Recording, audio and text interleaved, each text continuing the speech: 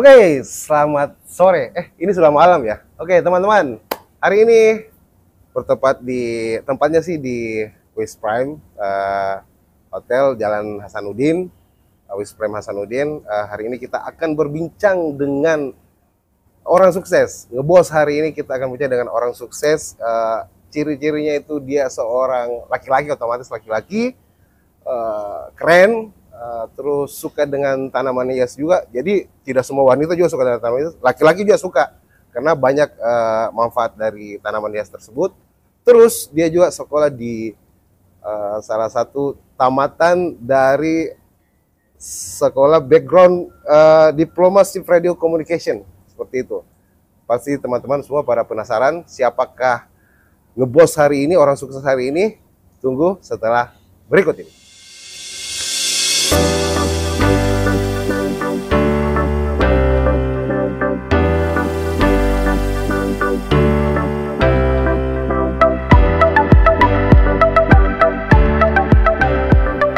Oke, kembali lagi ngebos bersama saya Pak Peti bareng saya perkenalkan orangnya ya. Ini dia Pak Muhammad Iksan, Pak Muhammad Iksan. Apa kabar Pak? Baik, alhamdulillah. Alhamdulillah. Tepuk tangan dulu. Ya, terima kasih. Pak Iksan bisa perkenalan diri dulu buat teman-teman ngebos yang nonton nanti ini, Pak Iksan. Oke, terima kasih. Selamat malam. Nama saya Muhammad Iksan. Saya usia 47. 47 Pak ya? Tapi ya kelihatan masih muda lah. Alhamdulillah. Saya kira 40-an Pak. Ya. Karir saya saat ini sebagai General Manager di salah satu hotel bintang 3 di Makassar, yaitu Wisprem Hotel Hasanuddin Makassar. Yang mana Hotel Wisprem Hasanuddin Makassar ini di bawah naungan Intiwis sebagai anak perusahaan dari PT Intiland TBK. Intiland TBK. Oke. Pak Iksan juga suka dengan tanaman hias ya Pak? Ya, memang sebetulnya saya suka dengan tanaman hias itu awalnya waktu kecil karena saya selalu diajak orang tua saya, khususnya ibu saya. Kebetulan ibu saya juga suka tanaman-tanaman hias. Jadi terkadang waktu-waktu senggang itu, walaupun dengan kesibukan kerja, saya kadang-kadang mungkin waktu agak sempit, tapi ada waktu-waktu yang masih bisa senggang, saya menyempatkan diri untuk ya melihat-melihat tanaman hias atau merawat-rawat tanaman hias yang setidaknya bisa lebih rileks, lebih santai, istilahnya ya buat lepas beban juga ya. Ya, begitu. Gitu. Dari kesibukan itu bisa lebih bisa santai lah kayak kita. Oh, gitu, dengan melihat tanaman ini, saya pernah dengar juga itu namanya tanaman yang sempat viral dulu juga Pak Ita. Ya. Janda apa? Janda bolong ya? Janda bolong. Ya, itu Anthurium, aglonema seperti itulah. Wah. Ya. Tapi sudah tenggelam lagi Pak ya? Atau masih tetap ya? Kalau untuk tanaman hias ini masih, cuma nggak seperti di awal-awal. Memang kan kadang-kadang sekarang lagi musimnya janda bolong lagi hit, sekarang anthurium lagi hit. Nah, sekarang masih tetap ada, cuma bagi khusus penggemar ya memang ada salah satu tanaman-tanaman yang memang masih eksis gitu. Harganya pun lumayan. Masih lumayan juga Pak. Oke Pak Iksan. Ya. Pak Iksan, ini Pak, kan sebelum Bapak jadi General Manager nih, background Bapak dulu sebelumnya apa sih? Apakah memang seorang pengusaha atau apa Pak Iksan? Baik, sebetulnya awal karir saya tahun 94 itu setelah lulus SMA, saya sebetulnya pengen bekerja lah ya, karena kebetulan saya sebetulnya anak putra daerah yang hijrah dari Jawa Barat ke DKI Jakarta, karena memang DKI Jakarta keras ya, merupakan tempat yang dimana orang dunia mencari pekerjaan lah ya. Tapi waktu saya 94 ke Jakarta, akhirnya saya direkomendasikan sama om saya sebetulnya, mendingan kamu kuliah saja dulu, ya kan. Akhirnya saya mengikuti sekolah diploma radio kapal. Jadi radio communication kapal. Jadi kalau bahasa di dunia komunikasinya itu Marconis. Marconis itu operator untuk kapal-kapal laut. Oh. Jadi kalau misalnya ya orang mau berlayar, bersandar, nah itu harus kabari dulu. Markonis lah yang punya peranan kalau Oh. misal terjadi bahaya laut, kondisi laut segala macam itu dialah yang jadi peran utamanya. Jangan dulu datang ke sini karena lagi ada badai misalnya. Nah, misalnya ini cuaca seperti ini, jadi radio komunikasi yang akan memberitahukan kepada misalnya dermaga atau mercusuar itu kan dia yang berkomunikasi. Awalnya saya ke sekolah di sana dulu, tapi setelah jalannya sekolah selesai, akhirnya saya melihat peluang pekerjaan apa sih yang kiranya saya bisa jalanin. Ya. Pada akhirnya setelah saya selesai 95 ke 96, saya mencoba nyari pekerjaan lah di Jakarta ya, daripada saya bilang setelah sekolah juga tidak ada kegiatan apa-apa, akhirnya saya melamar. Melamar kemana saja saya masukkan. Nah, kebetulan ada panggilan di salah satu restoran ciri khas Chinese food ya. Oke. Dan dulu memang saya perhatikan di koran-koran dulu kan masih pakai koran lah ya. Iya. Kita lihat lowongan, nah saya masukkan saja gitu kan. Tiba-tiba berapa hari kemudian ada panggilan. Nah, saya melamar dan akhirnya saya dipanggil.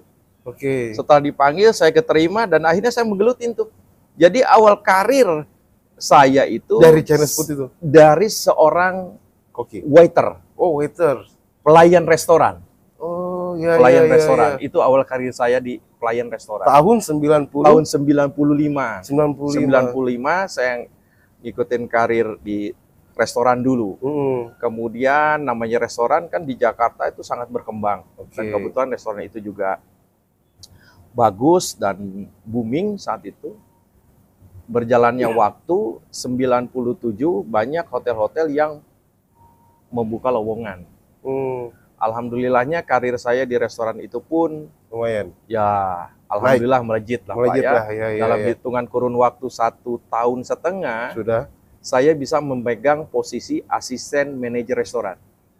1,5 tahun. Jadi di usia masih ya, muda, 21 tahunan lah, 21 sudah asisten tahunan, manajer. Saya pegang asisten restoran manajer.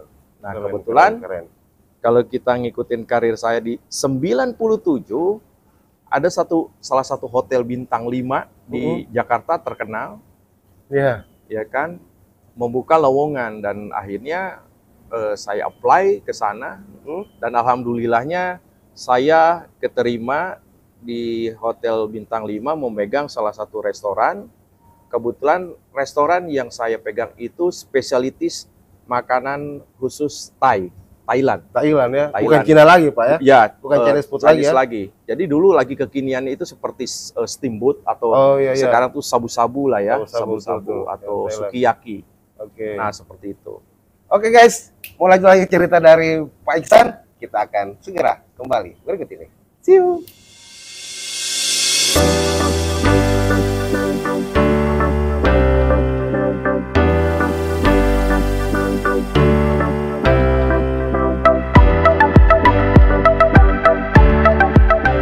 Oke, kembali ngebos lagi bersama saya Papa Iting. Cerita dengan Pak Iksan ini kayaknya makin seru sekali nih. Dari awal dari waiter, terus naik jadi asisten manajer di resto Chinese food. Sekarang sebagai anu Pak ya, ya untuk pegang manajer Thai-foodnya ya? Iya, sebagai restoran manajer. Restoran manajer, resto manajernya. Oke, sekarang kita lanjutkan cerita. Pak Iksan, lanjutkan lagi Pak, yang tadi nih Pak. Oke, kayak makin seru sekali ini. 97 saya diterima di salah satu hotel bintang 5 di Jakarta, di kawasan Senayan. Di mana hotel tersebut memang hotel yang megah. Dengan total kamar dulu 1.009 kamar. Dengan total F&B atau restorannya itu, dalam satu hotel itu ada 8 restoran. 8 restoran. Jadi ada spesialitasnya, salah satunya coffee shop, Japanese food, Italian food, Thai food, Chinese food, dan banquet. Nah, kebetulan saya memang saat itu dipercaya pegang salah satu spesialitasnya Thai food. Sudah kurang lebih saya pegang Thai food itu sampai 4-5 tahun. Kemudian saya dipercaya lagi untuk megang coffee shop-nya. Karena coffee shop-nya itu kan istilahnya fasilitas tamu-tamu hotel yang untuk sarapan, makan malam, sampai apa makan siang, makan malam gitu itu di hotel tersebut. Dan terakhir karir saya di hotel tersebut itu di Hotel Bintang 5, saya terakhir pegang salah satu klubnya, klub malamnya.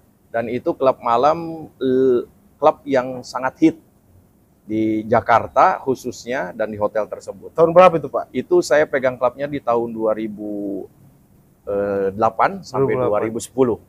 Oh, dia durasi 2 tahun ya? 2 tahun saya pegang klub. Jadi saya memang lebih kuat backgroundnya memang di food and beverage. Jadi di makanan dan minuman serta restoran. Dan itu adalah kenapa saya pegang salah satu klub itu. Ini adalah pengalaman baru buat saya, tantangan baru. Bagaimana sih challenge ini untuk pegang salah satu klub. Yang mana klub ini klub internasional di mana pemain bandnya, entertainmentnya itu bukan band lokal. Jadi band luar. Band luar datang band luar yang kita pakai. Jadi sebagai house bandnya itu atau resident bandnya itu band luar. Wow. Begitu. Keren sekali itu, Pak. Saya di terakhir 2010, akhirnya saya dapat satu kesempatan pegang salah satu hotel. Kebetulan lagi pre-opening, itu pun di wilayah di Jakarta. Dan saya alhamdulillah naik posisi sebagai food and beverage manager. Di mana food and beverage manager ini membawahin semua departemen F&B restoran, baik itu banket, restorannya, coffee shop, club, karaoke dan sebagainya. Itu di salah satu hotel di daerah Jakarta Barat. Nggak puyeng itu, Pak? Ya sebetulnya begitu, Pak. Sebetulnya itu buat saya satu challenge ya, karena buat saya itu istilahnya di mana background kuliah saya kan sebetulnya tidak nyambung. Iya, ya. itu saya bilang. Tapi tantangan itu yang membuat saya tantangan saya itu menjadi satu pengalaman baik buat saya untuk ternyata knowledge itu, pengetahuan itu tidak hanya kita harus dari segi akademis saja. Tapi pengalaman yang kita jalanin, yang kita rasakan itu sebetulnya modal kuat kita. Dimana kalau kita terjerumus di satu itu, kita gelutin. Kita pelajaran, kita sampai benar-benar tahu. Nah itu sebetulnya pengalaman itu adalah modal utama kita untuk meraih sukses. Itu sebetulnya. Mantap. Jadi kalau misalnya teman-teman ngebos nih ya, kalau misalnya ada pekerjaan nih, saya nggak bisa kasih begini, jangan diterima itu kerjaan. Karena kalau kita terima, pelajari, bakalan kita dapat ilmu baru. Begitu, Pak ya? Betul. Dapat ilmu baru. Jadi kalau misalnya ada lagi tawaran yang lain, dapat ambil lagi yang itu. Ini sudah dikuasai. Kalau misalnya ada lagi yang dapat tawaran kerjaan, kalau misalnya memang sudah mau ke situ aja. Karena dapat ilmu baru, pengalaman baru. Jadi kita punya SDM jadi tambah meningkat, Pak ya. Betul. Pak Iksan ini dari background pendidikannya sudah jauh sekali dari dunia yang sekarang ini digeluti Pak Iksan. Tapi kok bisa seperti ini, Pak ya? Kira juasa ini, Pak ya? Betul, Pak.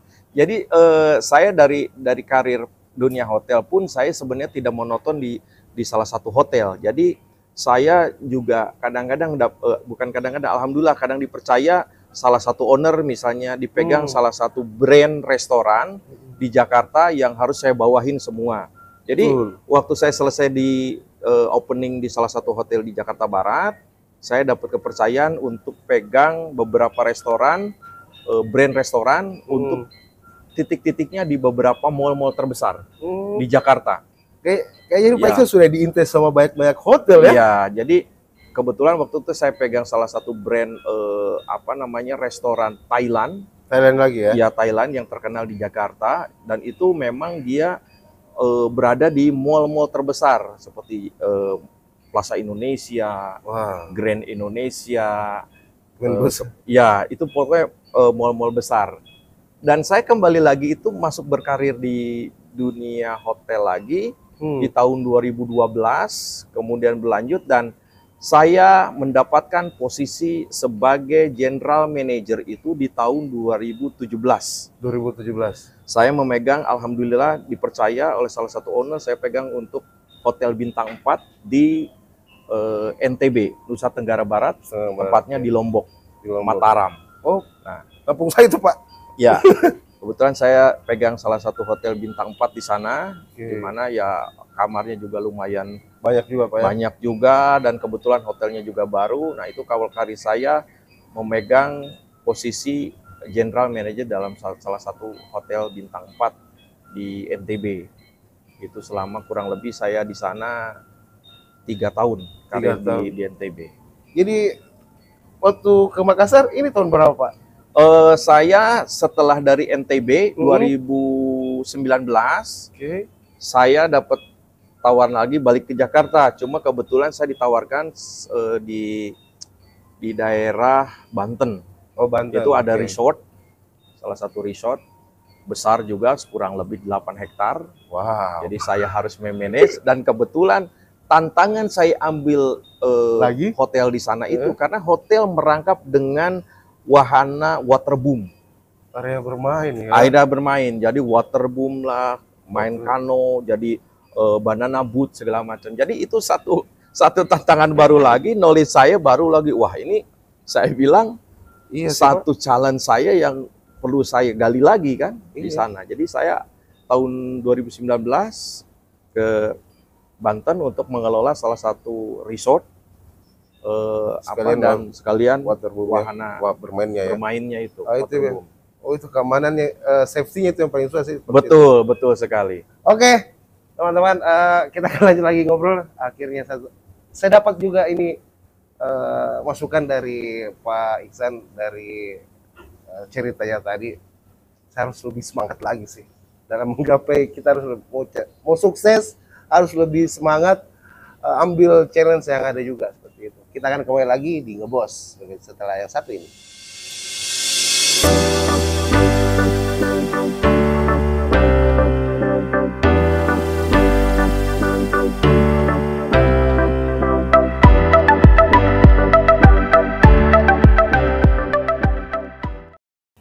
Oke, teman-teman Ngebos, kita kembali lagi. Perbincangan semakin seru sekali dengan perjalanan kisah seorang Pak Iksan yang dari waiters naik jadi asisten manajer, dari manajer resto Pak ya, manajer resto, jadi ya kita lanjut sekali. Pak, lanjut Pak. Kemarin yang tadi itu kan sudah sampai di NTB ya Pak ya, di Lombok ya, Mataram. Di Lombok, saya setelah di Lombok 2019, saya pegang salah satu hotel di daerah Banten. Resort. Ya. Nah, waktu itu kan kebetulan 2019 masuk ke 2020 itu mulai pandemi. Oh iya. Nah, itu memang betul. dunia perhotelan, industri perhotelan semua langsung redup. Karena kebetulan hotel saya juga di sana di Banten itu lockdown. Oh, nah, semua teman-teman dunia perhotelan itu semua istilahnya udah tiarap semua. Tapi saya di saat memang kondisinya saat ini harus work from home gitu kan, walaupun dengan kondisi seperti itu, karena saya kebetulan punya background di F&B, saya di rumah sementara ini pekerjaan juga istilah masih ditutup, dirumahkan dulu, diistirahatkan. Tapi maksudnya kita ini kan harus tetap ada kegiatan. Okay. Jadi saya akhirnya dengan keluarga, khusus dengan istri saya, membuat satu produk kecil-kecilan saja, minuman kemasan. Jadi kita bikin kemasan di rumah yang bisa kita jual buat mungkin anak-anak yang tetangga kadang jadi beli harga Rp5.000 segala macam. Akhirnya saya buka kecil-kecilan sampai istilahnya melihat kondisi selama pandemi ini kita lihat. Tapi kegigihan saya tidak mau menyerah dengan apapun. Saya bilang saya tidak bisa diam. Kita harus bikin sesuatu. Nah, backgroundnya F&B ini saya bikin sesuatu ya minuman-minuman ringan yang bisa kita jual, ya kan? Karena dulu kondisi pandemik ini semua orang berpikir apa yang bisa menghasilkan uang untuk meneruskan kehidupan. Akhirnya mereka orang kan bikin UMKM sendiri walaupun di rumah. Nah, saya buat seperti itu. Tapi alhamdulillahnya dengan kegigihan saya sendiri, dengan kerja keras, dengan pengalaman saya 2020 kebetulan saya dipanggil untuk dipercaya memegang hotel Wisprem Hotel Hasanuddin Makassar. Berarti tahun 2020 Jadi Pak, ya? saya pegang hotel ini 2020, tepatnya bulan September tanggal 30 September 2020. Saya datang ke Makassar, menginjakan ke Makassar. Dan di sanalah tantangan saya, di mana hotel yang lagi semua tiarap, Iya. saya harus bangun ini hotel. Gimana caranya? Nah, ini agak memang jadi seru nih selama pandemik ini. Karena semua dunia hotel lagi tiarap, di satu sisi ini roda harus berputar. Sedangkan hotel ini alhamdulillahnya kami di sini selama pandemik tidak tutup. Buka terus Pak? Kita buka. Hotel ini kita buka. Dan karyawannya pun kita dibagi dua shift. Jadi maksudnya tidak ada istilah sistem PHK. Jadi kita tidak ada PHK. Tidak ada Jadi hanya kita bekerja shift pertama misalnya 15 hari kerja, nanti yang ini break 15 hari. 5 hari saya kerja. Iya, Jadi iya, sistemnya seperti itu. Makin ke sini kita juga istilahnya bagaimana supaya operasional ini jalan, di mana orang-orang tidak bisa keluar, cari makan susah atau bagaimana, kita buat inovasi ya di hotel. Orang tidak bisa keluar, gimana caranya supaya orang tapi bisa makan. Akhirnya kita punya produk, buat satu package makanan yang kita delivery ke rumah-rumah. Delivery ke kantor-kantor yang mungkin, Pak, saya tidak mungkin meeting di hotel, saya mungkin harus bikin kegiatan hanya di office saja. Baik Bu, saya akan siapkan atau paket makan siang untuk sekian orang, kita antar ke kantor Ibu.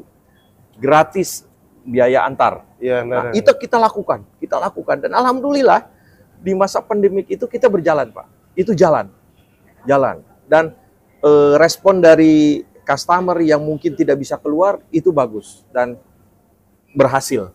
Jadi akhirnya kita buat inovasi terus di hotel ini. Makanya saya bilang kita itu jangan pernah lelah untuk berkreasi. Kita jangan pernah menyerah untuk berbuat sesuatu yang lebih baik. Kita jangan pernah menyerah kalau kita pernah di belakangnya kita pernah gagal atau jatuh. Tapi bagaimana caranya kita menjadi orang yang bisa bermanfaat, bagaimana kita menjadi orang yang bisa maju ke depan. Kita bareng-bareng ke atas. Nah, makanya kami dengan tim di sini selalu bermotivasi, saya bilang, ayo kita bisa. Kita buat sesuatu. Kita lakukan dulu, jangan dulu nanti hasilnya. Yang penting kita pernah melakukan. Betul. Kegagalan itu nanti belakangan, tapi apa yang kita lakukan itu yang harus jadi tolak ukur kita untuk jadi orang sukses. Kita jadi orang berhasil. Dengan catatan satu, kita harus kuatkan diri kita. Kemudian yang paling kuat, orang kunci sukses itu Pak, adalah attitude. Attitude Pak ya? Harus attitude kita. Karena attitude itu sebetulnya dari diri kita sendiri. Yang membuat.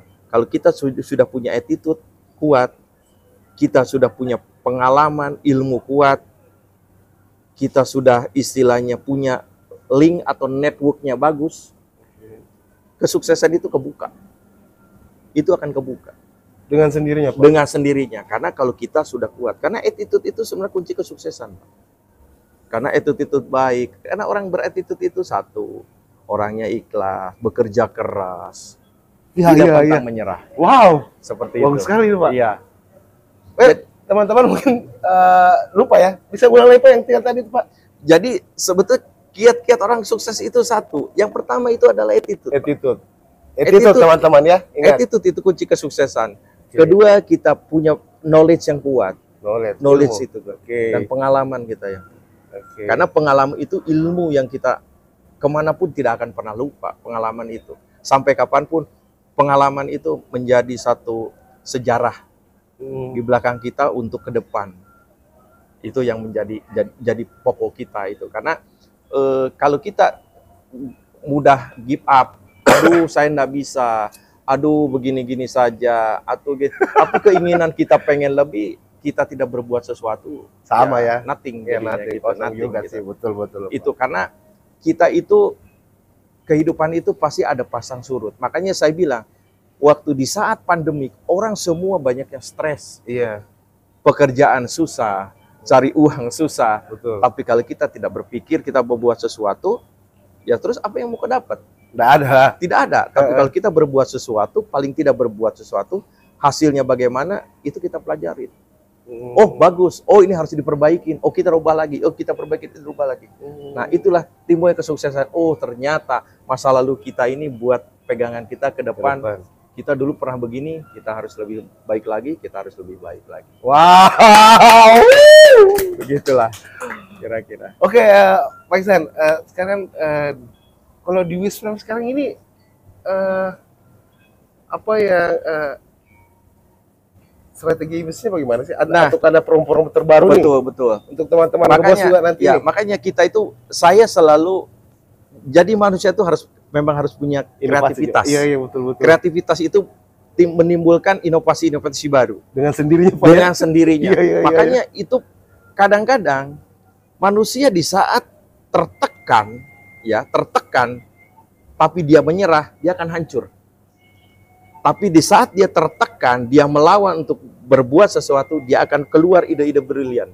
Salah satunya yang waktu itu saya bilang, waktu kita di masa pandemik susah, apa sih kreasinya? Apa sih kreasinya? Betul. Kita buat inovasi. Makanya kami dengan tim kami juga setiap bulan itu selalu bikin satu kegiatan atau promosi-promosi.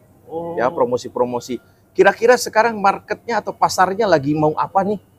Lagi larinya kemana nih? Gitu kan. Oh Pak, sekarang kebutuhan tamu-tamu melihat kamar Pak yang lebih dibikin paket, misalnya coba dibikin paket 3 hari 2 malam. Mungkin orang biasanya Pak 1 hari 1 malam aja gitu. Coba kita paket 3 hari 2 malam ataupun 4 hari 3 malam. Kita paketkan lebih murah lagi. Seperti bulan September ini kita akan launching paket 3 hari 2 malam tapi dibanding dengan paket dapat dine in di restoran dengan harga cuma 350.000, Bapak dapat menginap 1 malam, tapi dapat dine in makan di restoran. Biasanya kan hanya cuma makan nginap, breakfast cukup. Tapi ini mah udah menginap, dapat sarapan untuk 2 orang, tapi dapat makan malam lagi di restoran. Nah ini buat gitu. teman-teman nih yang sama pasangannya nanti sih, Ya. yang sama istrinya atau suaminya bisa datang nanti. Bulan September Pak ya? Bulan September ini. Dan sekarang ini kan di bulan Agustus ini Kota Makassar kan lagi bikin event internasional yaitu F8. F8. Makanya dunia perhotelan kita berantusias gimana sih supaya F8 ini juga maju, rame, dan hotel yang di sekitaran area Losari ataupun daerah Kota Makassar ini juga berimpact. Makanya salah satunya kami di sini Wisprem Hotel membuat satu terobosan selama event F8 ini, kita memberikan harga spesial kamar menginap 1 malam dengan harga 200.000 per malam. Per tanggal berapa itu Pak? Dari mulai tanggal 23 sampai 27 Agustus ini, dia pesan vouchernya, tapi berlaku untuk menginap 3 bulan ke depan. Oh, bukan cuma 5 hari? Bukan, jadi bisa validnya sampai 3 bulan. Oh iya. Sampai 3 bulan. Jadi kalau misalnya pesan sekarang, bisa nginap nanti bulan depan. Atau bulan depannya lagi. Jadi validasi 30 November. 30 November. Ya. Oke, teman-teman, kita akan lanjut setelah berikut ini.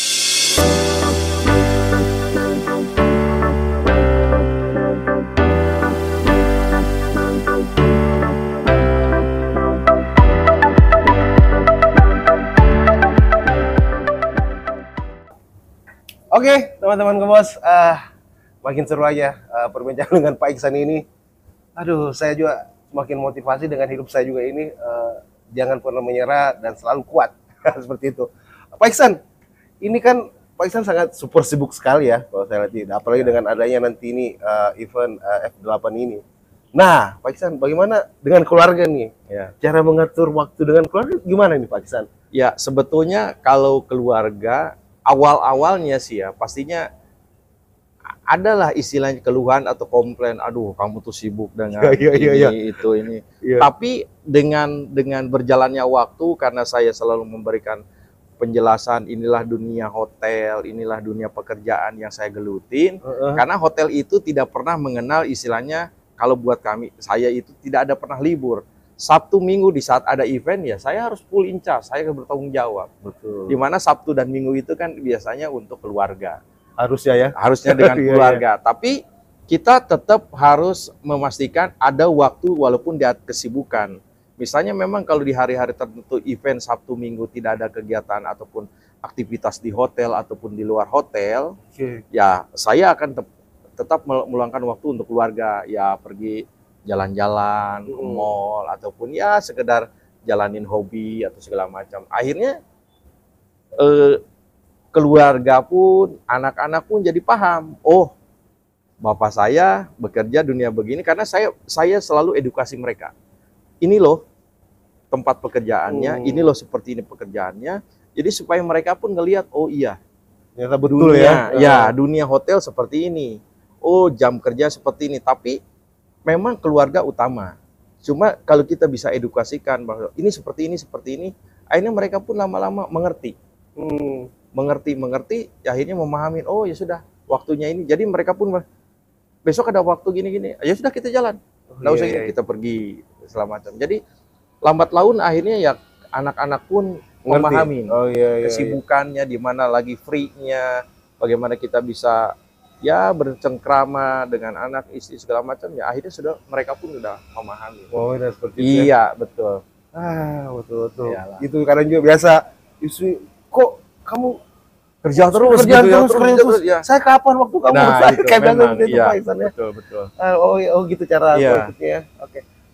Pak Iksan, bisa kasih quotes lah buat teman-teman ngebos nih, supaya teman-teman ngebos juga punya motivasi juga seperti Pak Iksan, semakin semangat lagi menjalani hidup ini dengan tantangan, dengan penuh tantangan, mereka bisa jalani semuanya seperti itu. Bisa dikasih Pak Iksan? Oke. Sebetulnya saya memberikan kiat-kiat ini untuk teman-teman, ya kan, yang sekarang istilahnya dalam meraih kesuksesan itu, pertama yang kita harus pegang itu adalah jangan pernah berhenti untuk belajar, ya kan? Karena di situ kita menambah pengetahuan, ilmu, itu modal kita untuk meraih kesuksesan. Karena kunci kesuksesan satu, saya bilang dari awal, kita harus punya attitude. Ya, setelah attitude kita sudah punya knowledge, pengetahuan, dan pegangan kita adalah pengalaman. Itu dengan kegigihan kita. Karena attitude itu merupakan satu mindset diri kita sendiri. Attitude itu sebenarnya mindset kita sendiri. Kalau kita punya pekerja keras, tapi kita punya attitude nah bagus, sama aja ya. Sama saja. Iya, betul. Jadi awalnya kita punya attitude, otomatis attitude itu yang mendorong kita untuk jadi positive thinking. Bekerja keras, selalu mencari peluang yang terbaik, bagaimana kita bisa mendapatkan peluang ini, bagaimana kita meraih kesempatan ini, bagaimana kita meraih kesuksesan ini, karena kita punya attitude yang baik. Ditambah dengan ilmu. Ilmu pengetahuan itu tidak hanya kita harus secara akademis, tapi kita bisa belajar, sharing dengan teman-teman. Oh, dia punya pengalaman itu, kita bisa terapkan. Itu sebetulnya ilmu kita harus duduk di sekolah. Tapi kita belajar dari orang, karena mencuri ilmu dari orang. Oh, tapi bukan menjiplak, tapi oh ternyata dia bisa sukses karena ini. Ambil baiknya. Ilmunya seperti itu. Betul. Kemudian kita punya pengalaman. Pengalaman itu ada pengalaman baik, pengalaman buruk. Nah, itu sebagai motor kita dari ke belakang untuk dulu kita pernah jatuh di sini, jangan sampai karena pengalaman kita. Tapi ini loh pengalaman kita baik untuk meraih kesuksesan yang lebih baik lagi. Karena jangan sampai kita jatuh di lubang yang sama. Makanya jadilah manusia ini menjadi orang yang bisa bermanfaat untuk orang lain. Terima kasih. Saya sampai tidak bisa berkata-kata, teman-teman ngebos. Ya. Hari ini perbincangan sangat seru sekali dengan Pak Muhammad Iksan, General Manager West Prime Hasanuddin. Pak Iksan, terima kasih banyak atas waktunya. Terima kasih banyak atas waktunya. Terima kasih. Dan teman-teman ngebos, sampai jumpa di orang-orang sukses berikutnya. See you, bye. Keren.